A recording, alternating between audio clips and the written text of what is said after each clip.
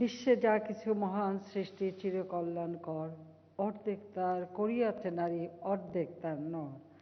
আজকে বিশ্ব আন্তর্জাতিক নারী দিবস 2021। এই অনুষ্ঠানে উপস্থিত সভাপতি, সহকর্মীবৃন্দ, জাতিসংঘের প্রতিনিধি সহ নারী সমাজের প্রতিনিধি এবং উপস্থিত সুধীমণ্ডলী, আসসালামু আলাইকুম। সবাইকে শুভেচ্ছা জানাচ্ছি। মার্চ মাস আমাদের স্বাধীনতার মাস, আর সবথেকে বেশি গুরুত্বপূর্ণ যেই মাস 7ই মার্চ, 17ই মার্চ, 26শে মার্চ, তিনটি দিনই আমাদের জন্য অত্যন্ত গুরুত্বপূর্ণ। 7ই মার্চে সেই ঐতিহাসিক ভাষণ, যে ভাষণ জাতির পিতা বঙ্গবন্ধু শেখ মুজিবুর রহমান দিয়েছেন, যা আজকে শুধু বাংলাদেশের না, আজকে বিশ্ব ঐতিহ্যে রেজিস্টারের স্থান, প্রামাণ্যদলিলে স্থান পেয়েছে। যে ভাষণ এ বাঙালিকে উদ্বুদ্ধ করেছিল নারী পুরুষ নির্বিশেষে সকলকে অস্ত্র তুলে নিয়ে মুক্তিযুদ্ধে অংশগ্রহণ করে বিজয় অর্জন করতে। এ মাসেই 17ই মার্চ জন্ম নিয়েছেন আমাদের জাতির পিতা বঙ্গবন্ধু শেখ মুজিবুর রহমান, যার নেতৃত্বে আমরা স্বাধীনতা পেয়েছি। যিনি আমাদের স্বাধীনতা দিয়ে গেছেন, তারই জন্ম শতবার্ষিকী আমরা উদযাপন করছি। আর আগামী 26শে মার্চ আমরা স্বাধীনতার সুবর্ণ জয়ন্তী উদযাপন করব। সেই সময় বিশ্ব নারী দিবস, এই আন্তর্জাতিক নারী দিবসে আমি সকল নারী সমাজ, শুধু বাংলাদেশ নয়, সারা বিশ্বের সকল নারী সমাজকেই আমার আন্তরিক অভিনন্দন জানাচ্ছি। আমি শ্রদ্ধার সাথে স্মরণ করছি জাতির পিতা বঙ্গবন্ধু শেখ মুজিবুর রহমানকে, জাতীয় চার নেতা, 30 লক্ষ শহীদ এবং আমার নির্যাতিতা মা বোনদের, যাদের মহান অবদান আমাদের স্বাধীনতা দিয়েছে, মর্যাদা দিয়েছে।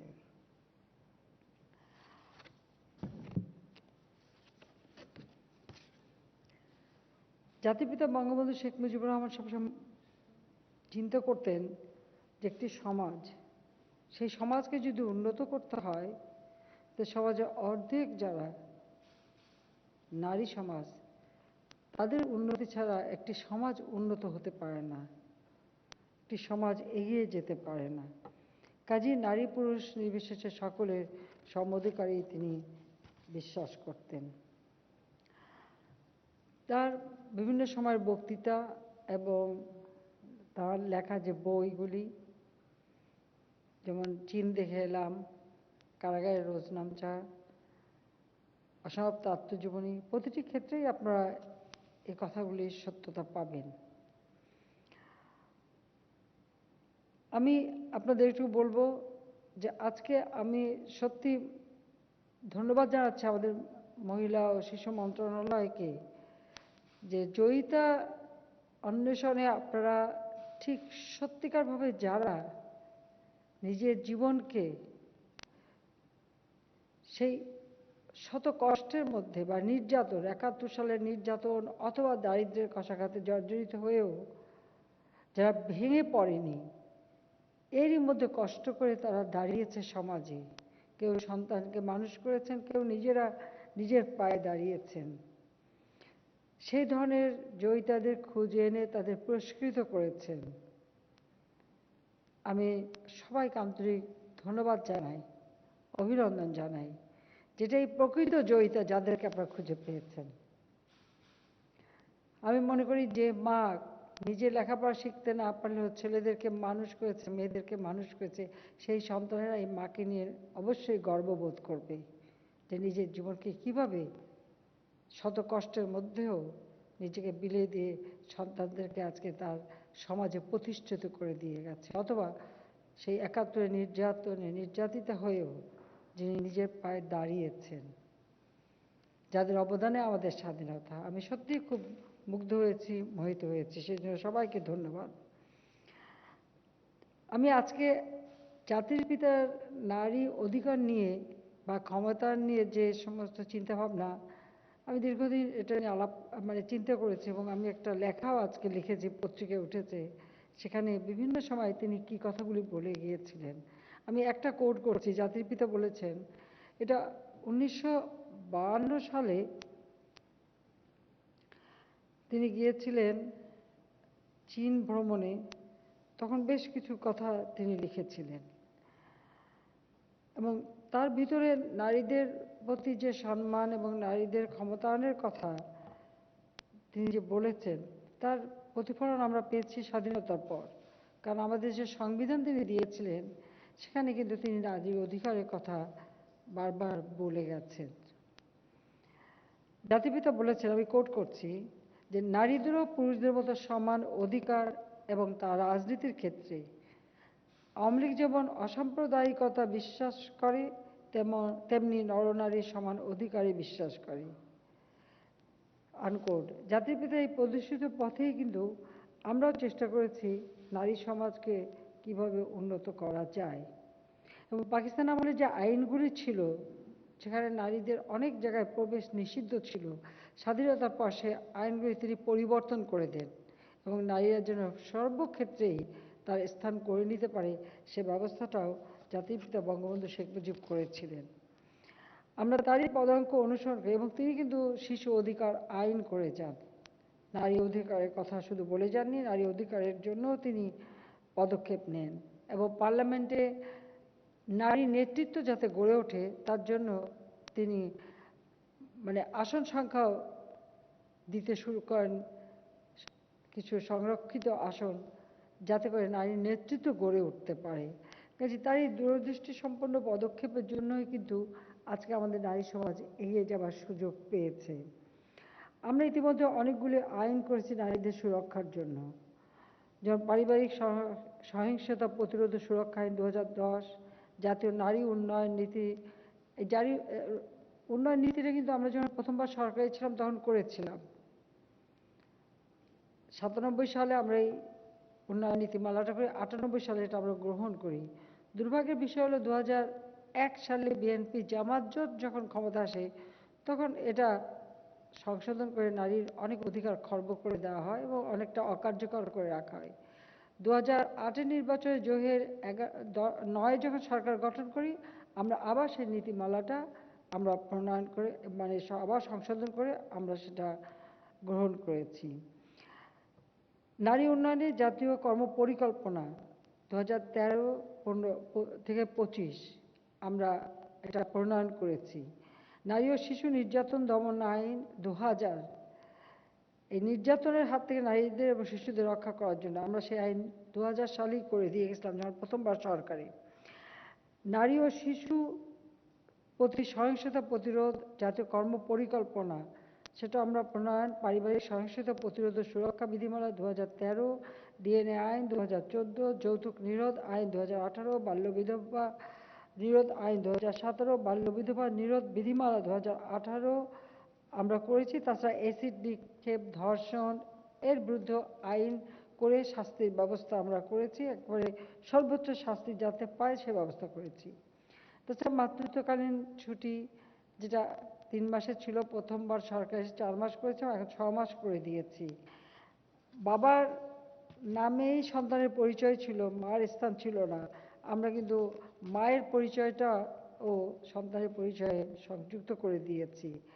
কারণ আসলে মারই তো পরিচয়, সন্তানের পরিচয় থাকা একান্তভাবে দরকার।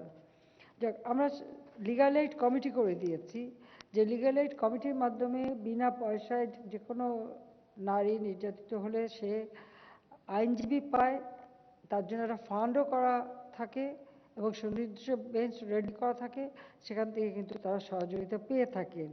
এভাবে প্রায় এ পর্যন্ত আমরা অনেক নারীরা এ ব্যাপারে সহযোগিতা পাচ্ছে এবং সুবিচার পাচ্ছে।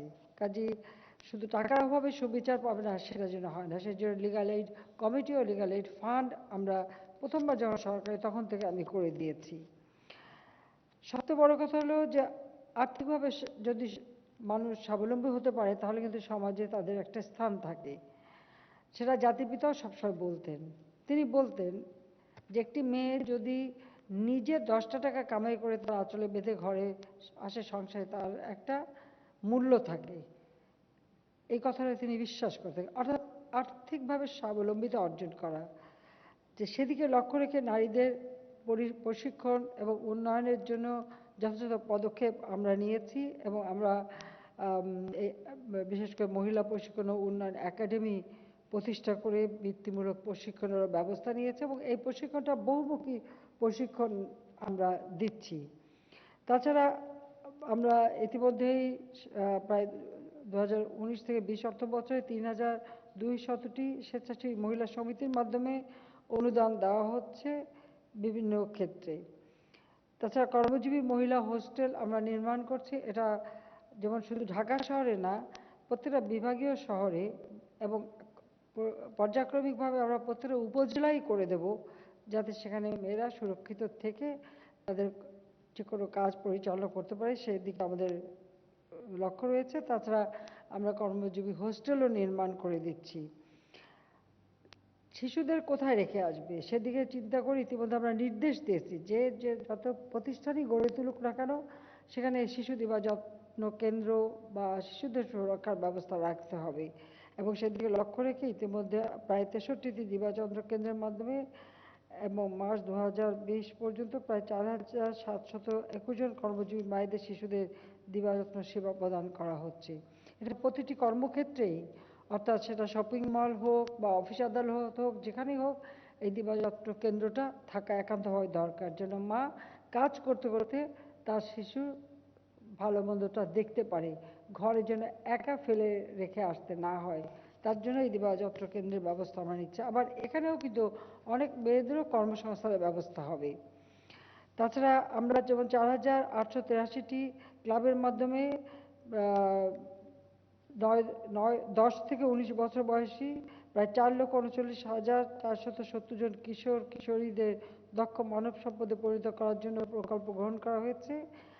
আমরা সে ব্যবস্থাটা নিয়েছি, যেই ক্লাবের মাধ্যমে তাদেরকে মানসিকভাবে এবং অন্যান্য শিক্ষা ব্যবস্থা করা হয়।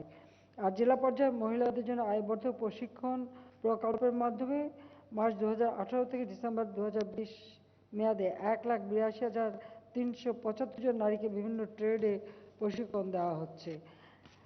আর নারী উদ্যোক্তা উন্নয়নে এবং তাদের উৎপাদিত পণ্যটা যাতে নিজেরাই বাজারজাত করতে পারে, কারণ শুধু পণ্য উৎপাদন করলে হয় না, বাজারজাত যদি না করার সুযোগ থাকে তাহলে কিন্তু আর ওই কাজের স্পৃহাটা থাকে না। সেই জন্য আমরা এই জয়িতা ফাউন্ডেশন তৈরি করেছি এবং এই জয়িতা ফাউন্ডেশনের মাধ্যমে আমাদের মেয়েরা, একেবারে গ্রামের মেয়েরা, তারা যেটা উৎপাদন করবে সেটা যেন তারা বাজারজাত করতে পারে, সেই ব্যবস্থা আমরা করেছি। তাছাড়া আপনারা জানেন যে আমি আরেকটা প্রকল্প নিয়েছি, আমার বাড়ি আমার খামার। সেখানেও কিন্তু মেয়েদেরই বেশি সুযোগ দেওয়া হচ্ছে, যে সেখানে নিজের বাড়িতে সে যা উৎপাদন করবে, যার একটু জমি আছে বা একটা ডোবা খাল যা থাকুক, সেখানে সে যা উৎপাদন করতে পারবে তাকে সমিতির মাধ্যমে করে সেই তার মধ্যে সহযোগিতা করা, এবং সেখানে সে যদি কিছু সঞ্চয় করতে পারে, এটা পারিবারিকভাবে, তো পারিবারিকভাবে হলেও এখানে মেয়েরা বেশি সুবিধা পাচ্ছে। তো সে যদি 100 টাকা জমা করতে পারে, তাহলে সরকারের পক্ষ থেকে 2 বছর পর্যন্ত আমরা আরও 100 টাকা দেবো। পল্লী সঞ্চয় ব্যাংক করে দিয়েছে, সেই ব্যাংকে তার টাকাটা জমা থাকবে এবং সে যে কাজগুলি করবে পরবর্তীতে ব্যাংকে থেকে করবে, আর তার প্রকল্পের দিকে তাকিয়ে থাকতে হবে না, নিজের পায়ে দাঁড়াতে পারবে। অর্থাৎ এক একটা পরিবারকে দারিদ্র্যের হাত থেকে যেন মুক্তি পায়, তা সেই লক্ষ্য নিয়ে এটা আমরা করে দিচ্ছি। ভূমিহীন গৃহহীন যারা, তাদেরকে ঘর তৈরি করে দেওয়া, জাতির পিতা স্বাধীনতার পরপর শুরু করেছিলেন গুচ্ছগ্রাম প্রকল্প। সেই গুচ্ছগ্রাম প্রকল্পের সাথে আমরা যখন 96 সালে সরকারে আসি, তখন আমি আশ্রয়ণ প্রকল্প নেই, সেখানে যাতে দারিদ্র্যের অভাবে ঘরটা যেন বিক্রি করতে না পারে সেই জন্য ব্যারাক হাউস করে দিই। এবং সেই ব্যারাক হাউসে কিন্তু নারী পুরুষ অর্থাৎ স্বামী স্ত্রী দুজনের নামেই ঘরটা থাকে। আবার সেখানে নীতিমালা এটাও ছিল, যদি কখনো স্বামী স্ত্রীর মধ্যে সংঘাত বাধে, তাহলে ওই ঘরের মালিক কিন্তু মেয়েরাই হবে, মেয়ের কাছেই থাকবে সম্পত্তিটা। সেভাবে একটা ব্যবস্থা করে দিই, অর্থাৎ মেয়েদের জন্য একটা ঠিকানা থাকে। আর বর্তমানে মুজিববর্ষ উপলক্ষে আমরা সিদ্ধান্ত নিয়েছি, বাংলাদেশে একটি মানুষও গৃহহীন থাকবে না, প্রত্যেকটা মানুষকে আমরা ঘর তৈরি করে দেব। সে কারণেই কিন্তু ঘরের মালিকানা দেওয়ার সময় আমরা নারী পুরুষ দুজনের নামেই আমরা দিয়ে দিচ্ছি, যাতে মেয়েদেরকে আবার কোনো রকম মানে নির্যাতনের শিকার বা বঞ্চিত হতে না হয়, তারা যেন সুরক্ষিত থাকে, সেই ব্যবস্থাটাই আমরা নিয়েছি। আমরা আমাদের দেশে এমন একটা অবস্থা ছিল আমি 96 সালে সরকার এসে দেখেছিলাম জুডিশিয়ারি উচ্চ আদালতে কোনো নারী বিচারক ছিল না, সচিব ছিল না, বা মানে আসলে কোনো জায়গায় নারীদের কোনো সুবিধাই ছিল না। ধীরে ধীরে আমরা কিন্তু সেই ব্যবস্থাটা নিই। এটাও কিন্তু সৃষ্টি করেছেন জাতির পিতা বঙ্গবন্ধু শেখ মুজিব। পাকিস্তান আমলে আইন ছিল জুডিশিয়াল সার্ভিসে কোনো মেয়ে পরীক্ষাও দিতে পারবে না, আর সেখানে চাকরিও পাবে না। স্বাধীনতার পর তিনি সেই আইনটা পরিবর্তন করে দেন, যার ফলে মেয়েরা সুযোগ পায়, কিন্তু উচ্চ আদালত পর্যন্ত কোনো মেয়ে উঠতে পারেনি। 96 সালে আমরা সরকারে এসেই সেই সুযোগটা সৃষ্টি করে দিই। আজকে একবারে মানে হাইকোর্ট, অ্যাপিলেট ডিভিশন সব জায়গায় মেয়েদের একটা স্থান তারা পেয়েছে। বাংলাদেশে বিশ্ববিদ্যালয়ের ভিসি থেকে শুরু করে আমাদের সেনাবাহিনী, নৌবাহিনী, বিমান বাহিনী, বর্ডার গার্ড, র্যাব, সব জায়গায় কিন্তু মেয়েরা এখন স্থান পাচ্ছে। অনেক জায়গায় পূর্বে ছিল না। শুধু পুলিশ বাহিনীতে জাতির বঙ্গবন্ধু শেখ মুজিব নারী অফিসার শুরু করেছিলেন, এছাড়া আর কোথাও মেয়েদের জায়গা ছিল না। কিন্তু আজকে আপনারা দেখেন জাতিসংঘ শান্তিরক্ষা মিশনে আমাদের নারীরা সব থেকে ভালো ভূমিকা রাখছে, এবং সেখানে আমাদের আইন শৃঙ্খলা রক্ষাকারী সংস্থা বা আমাদের সশস্ত্র বাহিনীর চাহিদাও বৃদ্ধি পাচ্ছে, তারা চাচ্ছে। আনসার বিডিপি তারা সবসময় সেখানে নারীরা প্রশিক্ষণপ্রাপ্ত, কাজে তাদেরকেও আমরা আমাদের সারা বাংলাদেশে, বিশেষ করে আমার বাড়ি আমার খাবার প্রকল্পের সাথে সংযুক্ত করে দিচ্ছি, যাতে তারা কাজ করে নিতে পারে সেই ব্যবস্থা আমরা করে দিচ্ছি। অর্থাৎ বিচার বিভাগ বা বিদেশি কূটনীতিক সব জায়গায় কিন্তু মেয়েদের আমরা সুযোগ করে দিয়েছি। বিশ্ববিদ্যালয়ের ভিসি পদও তারা পাচ্ছে। আমরা স্থানীয় সরকার আইন যখন করি, সেখানে 1/3 মহিলা যাতে নেতৃত্বে থাকতে পারে সেই ব্যবস্থাটাও আমরা করে দিয়েছি। অর্থাৎ প্রত্যেকটা উপজেলা পরিষদে অন্তত একজন, দুইজন বা ভাইস প্রেসিডেন্ট থাকলে একজন সেখানে মহিলা থাকবে। আর যে প্রকল্প বা যে কমিটি হবে সেখানেও কিন্তু মেয়েদের নেতৃত্ব থাকবে, সেটাও আমরা করে দিয়েছি। ইউনিয়ন, উপজেলা, পৌরসভা সব জায়গায় নারীদের সংরক্ষিত আসন রাখা আছে, কাজেই তারা সেখানেও একটা ভূমিকা রাখতে পারে সার্বিক উন্নয়নের ক্ষেত্রে। নির্বাচন কমিশনেও অথবা বাংলাদেশ ব্যাংকের গভর্নর, ডেপুটি গভর্নরের পদ, অথবা আজকে আমাদের আপনারা জানেন যে মানবাধিকার কমিশনের চেয়ারম্যান, সব জায়গায় কিন্তু আজকে নারীদের পদায়ন করে দেওয়া হচ্ছে। প্রত্যেকটা ক্ষেত্রেই মেয়েরা সুযোগ পাচ্ছে। তাছাড়া আমাদের খেলাধুলা অথবা মানে এভারেস্ট বিজয় থেকে শুরু করে সর্বক্ষেত্রেই নারীদের বিচরণ আছে, সব জায়গায় নারীরা সুযোগ পাচ্ছে। বাংলাদেশে এমন একটা সময় ছিল যে খেলাধুলার ক্ষেত্রে মেয়েরা কিন্তু করতে পারতো, এটা হয়তো শুনলে এখন অবাক হয়ে যাবেন। 96 সালে আমরা যখন ফুটবল প্রতিযোগিতা করাতে যাই, তখন রাজশাহী জেলায় যখন আমরা নাম দিয়েছিলাম প্রমিলা ফুটবল দল, রাজশাহীতে যখন এই প্রমিলা ফুটবলের খেলা হওয়ার কথা, প্রচণ্ড বাধার মুখে সেই খেলা কিন্তু হতে পারেনি। বর্তমানে কিন্তু আর সেই অবস্থাটা নাই। তারপরে একটু চিন্তা করে দেখেন যে মাত্র কত বছর আগে বাংলাদেশের অবস্থাটা কোথায় ছিল, আর এখন নারীদের সব জায়গায় একটা সুযোগ রয়েছে। অর্থাৎ আওয়ামী লীগ সরকার আসার পরের থেকেই কিন্তু নারীদের এই সুযোগটা আমরা সৃষ্টি করে দিয়েছি, যেটা জাতির পিতা বঙ্গবন্ধু শেখ মুজিবুর রহমানেরই চিন্তার ফসল বলে আমি বিশ্বাস করি। কাজে আমি নারীদের একটা কথা বলবো, যে নারীদের অধিকার দাও, নারীদের অধিকার দাও বলে যে শুধু চিৎকার করা আর বলা আর বক্তৃতা দেওয়া, এতে কিন্তু অধিকার আসে না। অধিকারটা আদায় করে নিতে হবে, আদায় করবার মতো যোগ্যতা অর্জন করতে হবে, আর সেই যোগ্যতা আসবে শিক্ষা, দীক্ষা, প্রশিক্ষণের মাধ্যমে। জাতিপিতা স্বাধীনতার পর আমাদের এই দেশে নারী শিক্ষা অবৈতনিক করে দিয়েছিলেন, কারণ তিনি জানতেন যে অনেক সময় অনেকে মেয়েদের জন্য শিক্ষার জন্য পয়সা খরচ করতে চাবে না, সেই জন্য নারী শিক্ষা বাধ্যতামূলক এবং অবৈতনিক করে দেন। প্রাথমিক শিক্ষা সম্পূর্ণ অবৈতনিক, মেয়েদের শিক্ষা। আর আমরা এখন একেবারে উচ্চ শিক্ষা পর্যন্ত বৃত্তি দিচ্ছি, এবং প্রধানমন্ত্রী শিক্ষা সহায়তা ট্রাস্ট ফান্ড করেছি, সেখানে প্রায় 175 মেয়েরা পেত, এখন প্রায় 70 মেয়েরাই বৃত্তিটা উচ্চ শিক্ষার জন্য পেয়ে থাকে।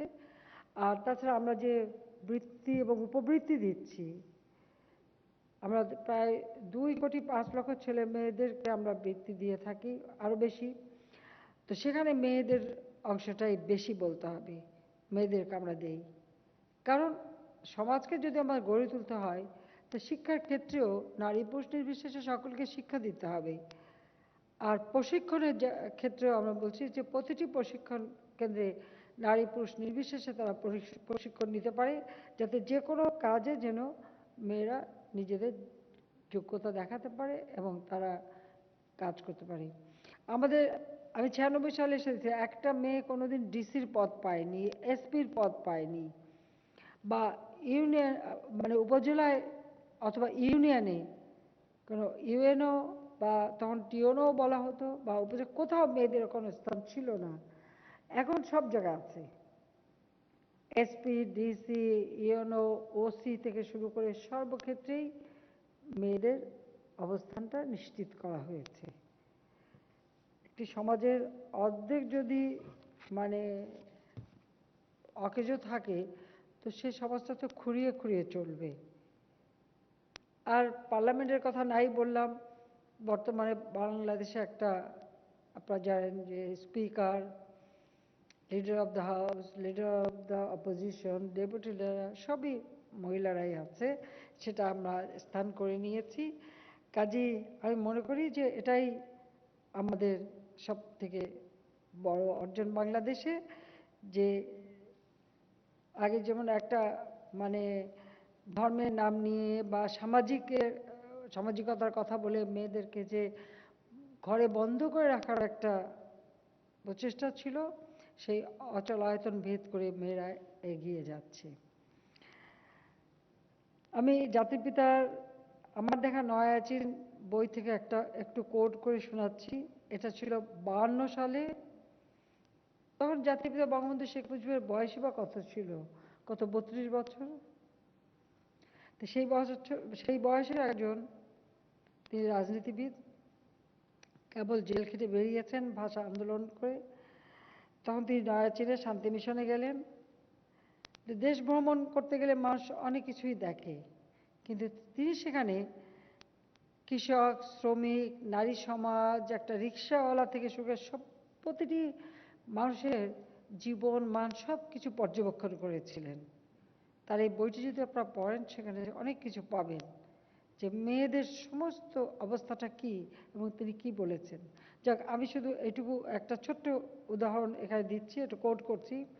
জাতিপিতা বঙ্গবন্ধু শেখ মুজিব তাঁর আমার দেখা নয়াচিন গ্রন্থে উল্লেখ করেছেন, কোড, নয়াচিনের মেয়েরা আজকাল জমিতে, ফ্যাক্টরিতে, কলকারখানাতে, সৈন্যবাহিনীতে দলে দলে যোগদান করছে। তাদের সংখ্যা স্থানে স্থানে শতকরা 40 জনের উপরে, আনকোড। এই যে তার যে চিন্তা, সেই সাথে সাথে তিনি আবার আরেক জায়গায় বলেছেন, ইসলামিক ইতিহাস পড়লে জানা যায় যে মুসলমান মেয়েরা পুরুষদের সাথে যুদ্ধক্ষেত্রে যেত, অস্ত্র এগিয়ে দিত, আহতদের সেবা শুশ্রূষা করত। হজরত রসুল্লাহ করিম সাল্লাল্লাহু আলাইহি সাল্লামের স্ত্রী হজরত আয়েশা সিদ্দিকা নিজে বক্তৃতা করতেন, দুনিয়ায় ইসলামী নারীর অধিকার দিয়েছে, আনকোড। এটা কিন্তু জাতির পিতা তখনই বলে গেছেন। কাজে ইসলাম ধর্ম প্রথম গ্রহণ করে একজন নারী, বিবি খাদিজা। কাজে আমি বলবো যে আমাদের দেশটা আজ এগিয়ে যাচ্ছে, এগিয়ে যাবে। কাজে আমি এটুকু বলবো যে আজকে আমরা স্বাধীনতা অর্জন করেছি। আমার বাবা সারা জীবন সংগ্রাম করেছেন, দিনের পর দিন তিনি কারাগারে ছিলেন, কিন্তু আমার মাকে দেখেছি তার পাশে থেকে কিভাবে সহযোগিতা করেছেন। শুধু তাই না, তার নিজের জীবনের কোনো চাওয়া পাওয়া ছিল না। একজন নারী হিসেবে স্বামীর কাছে যে কোনো দাবি, সেটাও ছিল না, বরং সম্পূর্ণ সংসারের দায়িত্ব আমার মা নিজের কাঁধে তুলে নিয়েছিলেন। আমাদেরকে, অর্থাৎ তার ছেলেমেয়েকে মানুষ করা থেকে শুরু করে, যখন বঙ্গবন্ধু শেখ মুজিব জেলে থাকতেন, নিজে বাংলাদেশ আওয়ামী লীগ, ছাত্রলীগ থেকে শুরু করে সমস্ত দলের কার্যক্রম দেখা, আন্দোলন সংগ্রামগুলি গড়ে তোলা, সব কিছু কিন্তু তিনি করতেন, পর্দার আড়ালে থেকে তিনি করেছেন।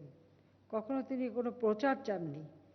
কিন্তু আজকে আমরা যে স্বাধীনতা অর্জন করেছি তার পিছনে আমার মা বেগম ফজিলাতুন্নেসা মুজিবের অনেক অবদান রয়েছে এবং অনেক সময় অনেক সিদ্ধান্ত তিনি দিয়েছিলেন যা আমাদের স্বাধীনতা অর্জনকে ত্বরান্বিত করেছিল। এবং আমার বাবাকে দেখেছি যে তিনি কিন্তু যথেষ্ট সম্মান দিতেন এবং গুরুত্ব দিতেন আমার মায়ের মতামতকে। কাজে যে কোনো একটা অর্জনের পিছনে একজন নারীর যে অবদান থাকে সেটাই সবথেকে বড় কথা। তাই আমাদের এই সমাজকে যদি আমরা এগিয়ে নিয়ে যেতে চাই তাহলে সবথেকে প্রয়োজন যে নারী পুরুষ নির্বিশেষে সকলে এক হয়ে কাঁধে কাঁধ মিলিয়ে চলতে হবে। আজকে আমরা উন্নয়নশীল দেশ হিসেবে স্বীকৃতি পেয়েছি।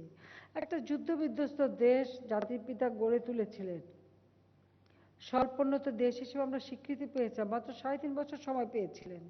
তারই মধ্যে এই বিধ্বস্ত বাংলাদেশ তিনি গড়ে তোলেন। এরপর ৭৫-এর ১৫ই আগস্ট কি নির্মম ঘটনা সেই দিন ঘটল। শুধুমাত্র বাংলাদেশের রাষ্ট্রপতি বঙ্গবন্ধু শেখ মুজিবকে যে হত্যা করেছে তা নয়, আমার মা বেগম ফজিলাতুন্নেসা মুজিবকে হত্যা করেছে। আপনারা জানেন যে ঘাতকের দল যখন আমার মাকে গুলি করে হত্যা করে তার আগে বলেছিল আপনি আমাদের সাথে চলেন। আমার মা কিন্তু তাদের কাছে প্রাণ ভিক্ষা চায়নি, তাদের কাছে আকুতি করেনি এবং তাদের সাথে যেতেও চায়নি। একটা কথাই বলেছিলেন যে ওনাকে যে হত্যা করেছ আমাকেও মারো, তোমাদের সাথে কোথাও যাব না আমি। ঘাতকের বুলেট আমার মায়ের বুকটা ঝাঁঝরা করে দেয়। আর একই সাথে আমার পরিবারের সকল সদস্য, আমার ছোট ভাই ক্যাপ্টেন কামাল মুক্তিযোদ্ধা, লেফটেন্যান্ট শেখ জামাল মুক্তিযোদ্ধা, তাদের নবপরিণীত বধূ সুলতানা রোজি, আমার ছোট্ট 10 বছরের ভাইটি শেখ রাসেলকে পর্যন্ত নির্মমভাবে হত্যা। ওই বাড়িতে কেউ বেঁচে ছিল না। আমরা 2 বোন বিদেশে ছিলাম বলে বেঁচে যাই, কিন্তু নিষ্ঠুরভাবে তারা হত্যাকাণ্ড চালিয়েছিল। এরপরে বাংলাদেশের অগ্রযাত্রাই থেমে গিয়েছিল। আমরা আপনজন হারিয়েছি, আমরা 2 বোন, বা 15 আগস্টে আরও যারা হারিয়েছে, কিন্তু বাংলাদেশ তো হারিয়েছিল তার সকল সম্ভাবনাকে। 21 বছর পর যখন আওয়ামী লীগ সরকার আসে তখনই এদেশের নারী উন্নয়ন ঘটে, নারী মুক্তি ঘটে, বাংলাদেশের অগ্রযাত্রা শুরু হয়। আজকের বাংলাদেশ আমরা উন্নয়নশীল দেশ হিসেবে স্বীকৃতি পেয়েছি। আমি জাতিসংঘকে ধন্যবাদ জানাই, জাতিসংঘের মহাসচিবকে বিশেষ করে আমি আমার আন্তরিক ধন্যবাদ জানাচ্ছি যে তিনি নিজে এটা ঘোষণা দিয়েছেন যে বাংলাদেশ এখন উন্নয়নশীল দেশ, মধ্যমায়ের দেশ। আমাদের এই অগ্রযাত্রা অব্যাহত থাকবে, কারণ আমরা নারী পুরুষ নির্বিশেষে সকলে মিলে, ধর্ম বর্ণ সকলে মিলে আমরা আমাদের প্রিয় মাতৃভূমি, লাখো শহীদের রক্তের বিনিময়ে অর্জিত এই মাতৃভূমিকে আমরা এগিয়ে নিয়ে যাব। স্বাধীনতার সুবর্ণ জয়ন্তী এবং জাতির পিতার জন্মশতবার্ষিকীতে এটাই হচ্ছে আমাদের সবথেকে বড় প্রতিজ্ঞা। আমি এটুকু বলবো যে আজকে আন্তর্জাতিক নারী দিবস, সেই নারী দিবসে আমি শেষ করছি এই বলে যে বেগম রোকেয়া যিনি আমাদের পথ দেখিয়েছেন। মুসলমান মেয়েদের শিক্ষার কোনো সুযোগ ছিল না, কিন্তু বেগম রোকেয়াই সেই পথে আমাদেরকে নিয়ে যান। তিনি বলেছেন নারী জাগরণ সম্পর্কে তিনি যথেষ্ট সচেতন ছিলেন এবং তিনি সেই তার একটা উক্তি দিয়ে আমি শেষ করতে চাই, যেটা আজও আমাদের কাছে এখনো গ্রহণযোগ্য। বেগম রোকেয়ার উক্তি, মেয়েদের এমন শিক্ষায় শিক্ষিত করিয়া তুলিতে হইবে যাহাতে তাহারা ভবিষ্যৎ জীবনে আদর্শ গৃহিণী, আদর্শ জননী এবং আদর্শ নারী রূপে পরিচিত হইতে পারে। আনকোট। মেয়েরাই পারে একমাত্র আদর্শ গৃহিণীও হতে পারে, জননীও হতে পারে, আদর্শ নারী রূপে হতে পারে। আজকে জয়িতা পুরস্কার যারা পেয়েছেন তারা সকলেই কিন্তু একজন আদর্শ গৃহিণী, আদর্শ জননী এবং আদর্শ নারী হিসেবেই নিজেদেরকে প্রতিষ্ঠিত করেছেন। এরাই আমাদের পথ প্রদর্শন করবে এবং জাতির পিতা আমাদের সেই সুযোগ করে দিয়ে গেছেন। কাজে জাতির পিতার প্রতি শ্রদ্ধা জানিয়ে আমি আমার বক্তব্য শেষ করছি।